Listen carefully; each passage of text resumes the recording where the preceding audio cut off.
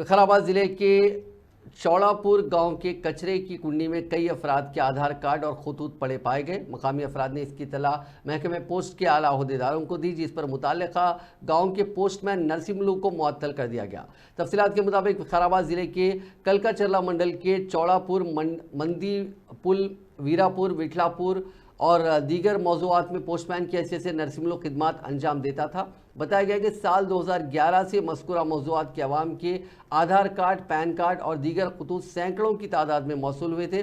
Postman Narsimlu ने उसे मौसूल होने वाले आधार कार्ड और दीगर खतूत को अपने मकान में ही थैलों में भरकर रखा था। पोस्टमैन की दुख्तर ने अनजाने में घर में रखे हुए थैले ग्राम पंचायत की जानिब से कचरा हासिल करने वाले ट्रैक्टर में डाल दिए और ट्रैक्टर से ले जाने वाला ये कचरा गांव के बाहर फेंक दिया गया, जहां सैकड़ों की तादाद में आधार कार्ड और दीगर कार्ड्स बरामद हुए। मुतालिका गांव से ताल्लुक़ रखने वाले कई अफराद ने इस कचरे से अपने और अपने रिश्तेदारों के आधार कार्ड चुन कर ले लिए और जिन अफराद को आधार कार्ड मौसूल नहीं हुए वो महकमे पोस्ट के अहदेदारों को इस बात की इत्तला दी, जिस पर पोस्टमैन के खिलाफ कार्रवाई की गई।